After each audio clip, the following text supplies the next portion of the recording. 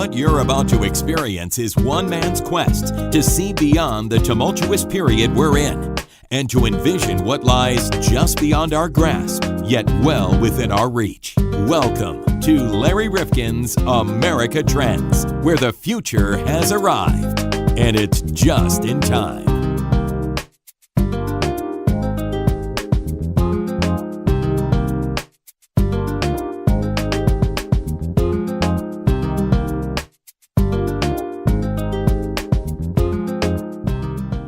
Dr. Arlyne Diamond is with us, and we are talking about sexual assault. She is the president and founder of Diamond Associates, and this issue in America is certainly getting a lot of attention, but it's been a long time in the making. How much is the new attention being brought to this important to our really getting an understanding of how big a problem it is? I think it's critically important, and thanks for asking, because in the past, most of the time, well, maybe not most of the time, but a lot of the time, when women and some men complained, they were laughed at. They weren't taken seriously. Boys will be boys, or you're being too sensitive, or this man is important to us, and consequently, we don't want you to be making waves. But the movement has highlighted that incidents of violence, of sexual abuse, are fairly common in the workplace even today, and so it's changing, and it's changing like everything else. You know, the seesaw and the pendulum swings a little bit too far, and that's where we are at the moment. It's a little bit exaggerated, and the most minor forms of harassment, like he said something teasing, are now being lumped together with serious abuse, and I hope that stops soon. I do want to talk with you about that as we go along, but let me take one statistic and let's break it down. Okay. 1 in 3 women will experience some form of contact that is sexually violent in their lifetime.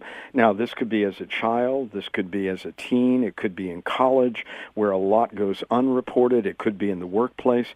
I mean, that is a startling statistic. Isn't it? It's pretty frightening. I'm a redhead, and I grew up in New York City, and I rode the subways. Do I have to say anything more? I think that, I know this sounds ridiculous, but I think that boys don't learn social cues. I think that we have a lot of situations, especially on college campuses with a lot of the drinking. You have a lot of situations where a woman or a girl is not strong enough to just push the guy away and rudely say, no, you're not my type or whatever. And so instead,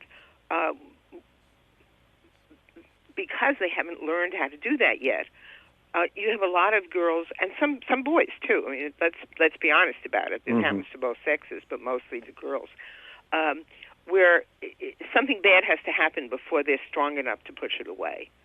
And so some guy grabs a breast, or thinks that he's really cute grabbing buttocks, and it's after the grab that the girl will push it away. Am I making sense to you? Mm-hmm. Because people are drinking, for one thing. Social cues are just a thing in the past, I think. And I think that just as boys grow up getting punched in the nose or whatever it is that happens, boys have to, in some way, prove themselves physically. Girls have to learn how to take care of themselves from unwanted sexual contact. But Dr. Diamond, when we look at it, institutions have been so complicit in all of this. I have interviewed attorney Gloria Allred, and she was involved in a case out of the state that we come from, the state of Connecticut, with the University of Connecticut. And even though they have a female president today, there was this sense that there was a denial on the part of leadership about what was going on in their midst. I mean, that seems to be something that we've seen cloaked in so many of these situations where so many people had to know what was going on and to some extent tacitly allow this kind of behavior to persist. Yes, absolutely.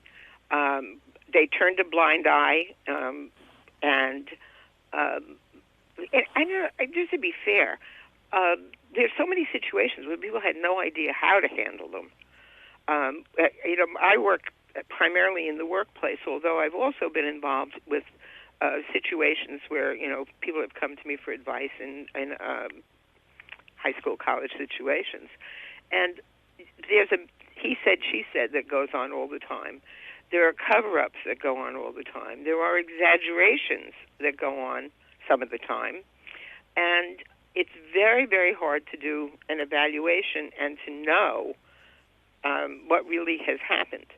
And then if you think hazing and those kinds of behaviors are just normal, then a lot of what goes on sexually is considered normal behavior without regard for the fact that it would not have occurred but for, I was going to say, heavy drinking or drugs. We'll return to this episode of America Trends in just a moment. If you like what we're doing here at America Trends Podcast, please don't keep it to yourself. I know there are a lot of people, John, who think, well, if I'm listening and somebody else wants to listen at the same time, maybe we're going to collide and they're not going to be able to hear us. Yeah. Is that the way the technology works? No, there's plenty of bandwidth. Everybody can listen at the same time. All right. Well, that dispels that myth. Now, you can do a number of things that would really be helpful to us. You could give us a kind rating or a review at Apple Podcasts, and that boosts what they consider to be our value and visibility. And what does that do, John? Well, that puts us in the forefront so that you can find us easier, and most important is other people can find us easier. And you can subscribe there or on our site, americatrendspodcast.com, or wherever you're listening, so we can alert you to new episodes of the podcast, which, by the way, we put out twice a week on Tuesdays and Thursdays. Or you can like us on Facebook or follow us where, John? On Twitter. On Twitter. That's right, where the world turns to hear fake news or whatever it is. Well, you can direct message us at Trends Podcast or using hashtag Trends Podcast. And John, with our growing audience, and really it's been pretty remarkable, a lot of people just came to us the last month or two, and they might have missed earlier episodes. Can they get them again? They can look through them and pick the ones they want to listen to. They're all on the website, and a lot of them are up on iTunes, many of them. All right. Well, listen, there's lots of material to listen to. We hope you have the time, and will lend it to us because we try to make it worth your while. And thanks so much for listening. And tell your friends. We now return to this episode of America Trends. But when you look at the most dangerous place for a woman or a young girl in our society, and I hate to put it this way, but is it in the home or with a family member? Is it in a school or when they have some freedom and they're in a school environment, higher education, or is it the workplace? All of the above. It depends. It depends on communities. It depends on cultures. I would say, though, that the most dangerous, the one that will leave the most psychological harm, would be any abuse that happens in the home, because that's supposed to be the safe place. And especially if you have an incest situation, whether it's a parent or a brother or a very close family member, that I think leaves, again, I'm going to generalize, the girl scarred for life, really. I had a therapy practice years ago. I haven't in more than 20 years now. But and I worked, back in those days, I worked with women who had been incest abused as young girls, as children. And the scars are forever. The lack of trust that goes on against, again, I'm generalizing, against men, is very, very hard to break through. And their boyfriends and husbands will report how fragile the sexual relationship between them is. So I would say incest is the worst. And then the older you get, the more able you are to not blame yourself, the more able you are to keep it in some kind of a context. So just moving up that chain, just by chronology, if you will, I would say that of the dangerousness in terms of psychological damage to the victim, workplace would be the least dangerous. And I would imagine, as you look at the home and you look at how young and impressionable some of the young people are, both boys and girls who may be abused in our society, that a lot of that trauma ends up being reflected in some kind of addiction going forward, and that contributes to some other societal pressures and problems. Yeah, I think that's true. But it certainly is, it's lasting, it's life-lasting. When we do look at it, 63% of sexual assaults are not reported to the police. Is this something that the Me Too movement may be able to ameliorate, that we can get more people going on record saying, I'm not alone, I am not going to be accused of actually leading us into this kind of behavior, I'm going to be believed and trusted in terms of the information that I share? Yes, you're absolutely right. I think the Me Too movement has given victims or potential victims permission to not be victims anymore, because they now have powerful women behind them supporting them. I don't think it would have been possible before so many women got into political power and so many women are in the C-level in for the movement to have any strength. Obviously, the fact that Hollywood got behind it adds strength to it as well. So people who were reluctant to come forward in the past now have role models, and that's a good thing. And the other thing that, as you were asking the question, I was thinking, there's so many reports about rape kits not being analyzed for years at a time. Mm-hmm. Well, so what? It's frustrating. Why should I report that I was raped if you're not going to do anything about it? Why should I humiliate myself in that way? Exactly. I mean, we had a case here in Connecticut, right in the city in which we have broadcasted over the years in Waterbury, Connecticut, and it was the genesis for the founding of a group called Jane Doe No More. And it was a police detective at the time who became the chief, who actually believed the woman's story and unraveled this horrible case of a friend of the family taking advantage of the fact that she was alone when her husband was away. And that's led to an entire movement of women coming forward and saying, I am Jane Doe no more. Well, let me ask you about the sexualization and exploitation of women by the media, because a lot of people have gotten the message that this is wrong, this is not going to be tolerated, and there is going to be a penalty to pay for your actions. And yet at the same time, there's been such sexualization of the female form in the media. Is that going to be changing too in the context of all of this? I watched the Emmys, I guess it was, or the Academy Awards, I don't remember which, right? But, the most recent. And women's breasts were exposed. The only thing that wasn't exposed was the nipple. So we're giving mixed messages, aren't we? Mm-hmm. That, there's one thing to dress so that you look good. And there's another thing to dress where you're practically exposing yourself and you're saying, look at me, look at me. What has to stop is us women giving such mixed messages. And before all my feminist friends kill me, I want to add, I'm not suggesting that I'm blaming the victim. I am suggesting that we be more congruent in the messages that we send. I think that, I just flashed on a situation I was involved in. One of our big high-tech firms was about to fire a man for creating what's called a hostile work environment by some comment that he made. And his manager came to his defense, and so I got called in to do a second opinion. Well, the HR person who was basically trying to get this guy fired, I'm trying to say this politely so it can go on the air, was wearing a almost see-through peasant blouse that was scooped very low. She was big-breasted, and every time she moved forward slightly, almost everything she owned would show. But she was the most rigid, demanding this man be fired for a comment that he made. So how do you look upon that? I think that we're out of balance.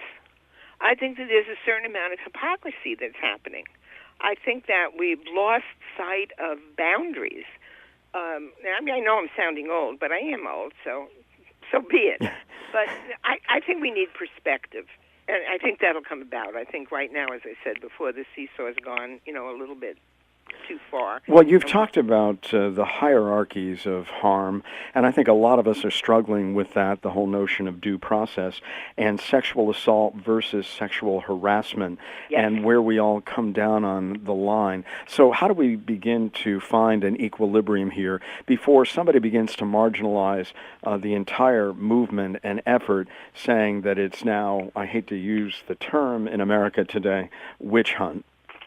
I love that question because it's one of the areas that I've been working on extensively, is to try to put some balance in it. If you look at the penal code for all other kinds of behavior, you have an infraction, a misdemeanor, and then various classes of felonies. So when I'm in the workplace and I'm asked to do an evaluation or to mediate a situation, I try to think about, is there intent to harm, or is it just a socially inappropriate kind of a remark? Mm-hmm. And if it's just a socially inappropriate remark, or it's some guy just acting, and again I'm stereotyping, some guy just acting jerky, thinking I don't know, showing off for his friends or thinking it's good humor. There are ways of dealing with that. One is to give him a little counseling, and the other is to have him apologize to the person involved.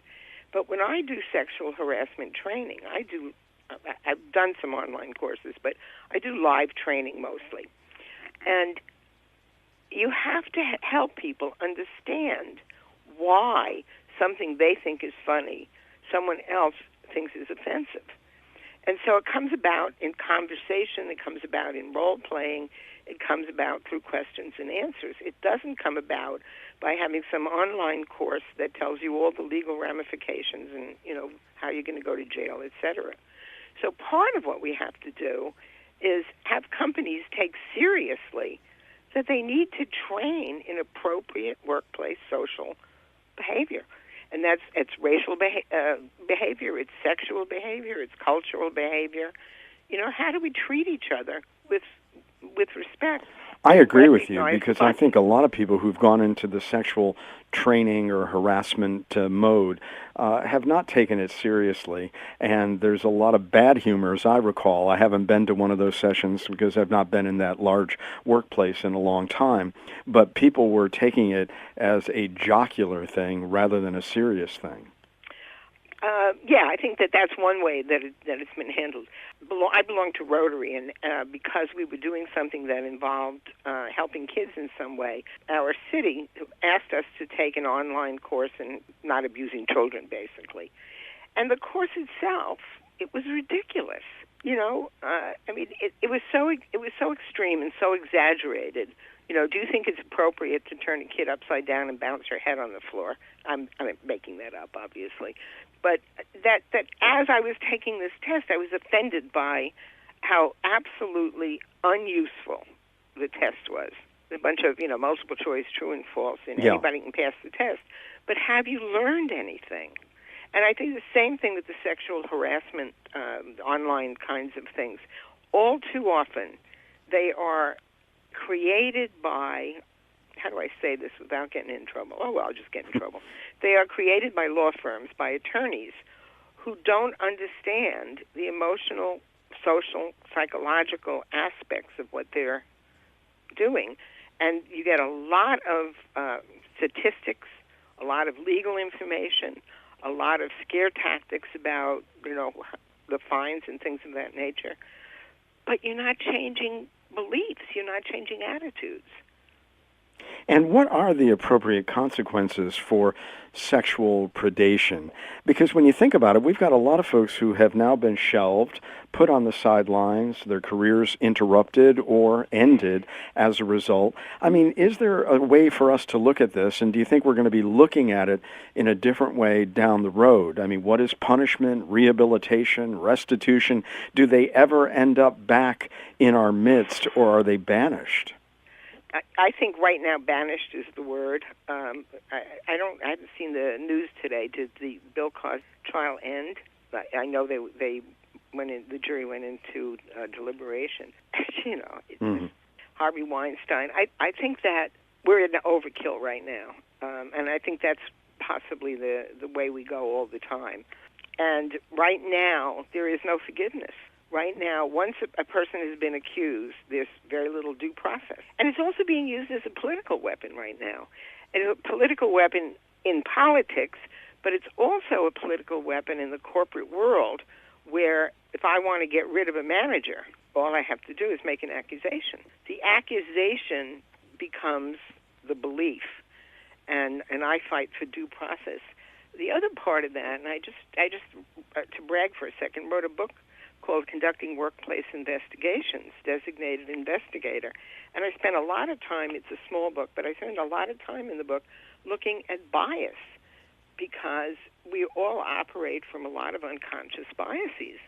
So the most obvious is I come to you and I'm crying and I say, Larry, do you know what Joe did to me? Well, you're going to believe me automatically. Mm-hmm. Joe is now doomed forever, as it were, because that's our natural bias. Our natural tendency is, to believe completely the person that comes in. It may not be that Joe did anything to her.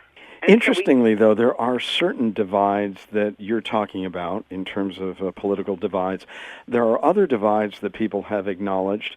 For example, Mike Allen at Axios, he pointed out that certain industries have remained untouched. He said, quote, the wave has yet to hit the New York corporate suites. I'm told they're hardly immune. In other words, there are certain industries, like the entertainment industry, that have really been hit by this. And then I think a lot of the Democrats, they took on Al Franken, even though one could question where the severity of his actions took him in terms of the way others have been handled. And so, tell us, are we finding that there's a differentiation in the way that this is being handled among different industries, parties, whatever it may be? Yeah, no, I don't think so. I don't know. I haven't read any statistics one way or another, but my sense is that it's hitting everywhere. It's certainly hitting in the corporate world here. I look at the Al Franken case. I think that that's a good example of what I'm talking about. I saw that the woman was wearing a flak vest, that there were other people around, so he obviously wasn't planning on assaulting her. There was no way he could actually feel her breast over the flak vest. And it was meant as a stupid joke. Was it crude? Yes. Should somebody chastise him for it? Yes. Should his life be ruined because of it? I don't think so. Where do you think we're going to be in 5 years from now, looking at this issue? And we now understand the scope of the problem. We do understand that. I think we'll come in balance. I think we tend to do that with. I go back to the child abuse movement in the 80s, and I was heavily involved in it. You had a situation in the 80s where there was this phrase that children don't lie, and if they do, they don't lie about this. Every kind of weird kind of situation was believed. I was involved in a case where one little child said from daycare, one child said that she and two of her buddies had been taken away, brought to a house, made to do pee-pee and poo-poo on each other, their language, not mine, and then brought back to the daycare. Now, nobody at the daycare missed them. There was nothing in any of their clothing or behavior or anything that would suggest that something untoward had happened. However, when Mother was bathing one of the little girls, something was said that set Mother off. When the investigators got involved in the case, they kept pushing. The boy said, I don't know what you're talking about. The other little girl, they started pushing on and said to her, are you saying your friend lied? Oh, no, my friend didn't lie. So then this happened, didn't it? Yeah. Oh, yeah. There were those cases, and I could tell you about dozens others. We went too far in those days. And then I think we came back into some sense of balance. But I was involved in cases where therapists were just basically manipulating children into believing they had been molested. Whether the therapists were doing that deliberately or not is, another story for another time. But and so we're doing that now. We are believing every story that we hear, and not calming down enough to look at what's really going on here. When we look at America, I mean, we thought we were doing pretty well after the women's rights movement and, women's liberation. We thought gender equality was really within our grasp. And now we've got this other issue that we're dealing with, saying maybe we didn't do as well as we thought. And what are we going to need to do? Are we going to need to continue talking a lot about consent and social cues and sexual mores? What do we have to do to make certain we get this right going forward? So I've lived through the civil rights movement. I've lived through burning your bras feminist part of the movement. We've made huge progress. We have to recognize that, the caveman is no longer pulling us by our hair and dragging us into his cave. Except once in a while, but mostly not. That what we're talking about now are not current incidents where we can't say yesterday 1 in 4 women was molested or raped. What we're saying is if we ask women in general, have you ever been, and you're asking a woman that's 40 years old, 50 years old, or as old as I am, then the answer is certainly going to be, 20 years ago this happened, or 30 years ago this happened. I mean, go back without being political, look at the Anita Hill, Clarence Thomas situation, that the FBI dug, and they finally just discovered that I don't remember how many years ago, 20, 30 years prior, he had come on to her in a crude way. So we're lumping a lot of things together, and I don't want us to get over fearful that, every woman is going to be raped the minute she walks out of her door. We're overreacting right now. But in terms of equality, we haven't reached equality. We haven't reached parity, either racially or gender-wise. But we're moving towards it. The Starbucks situation, for example. Everybody reacted to the Starbucks situation, whereas 20 years ago, people would have said, "What's the big deal?" They should have gotten arrested. So we've made huge progress. Most of us women feel perfectly safe walking around most of the time. Yes, men are still earning more money than we are. I have a consulting practice, and I know that I'm charging less per hour than some of my male competition, if you will. But look at where we are compared to where we were. And so to answer your question, I think it's people of goodwill like you, hopefully me, that will, continue to say, hey, wait, that's not appropriate. Let's do it better. But I think we have to stop ignoring due process, and we have to stop taking minor offenses and blowing them up as though they were sexual abuse. Well, Dr. Arlyne Diamond, I want to thank you so much for being with us today. A very expansive conversation about sexual assault, sexual abuse, and awareness of what's going on in our society today and where we are headed. You can be found at diamondassociates.net. And I thank you so much for being part of America Trends. Thank you so much for having me.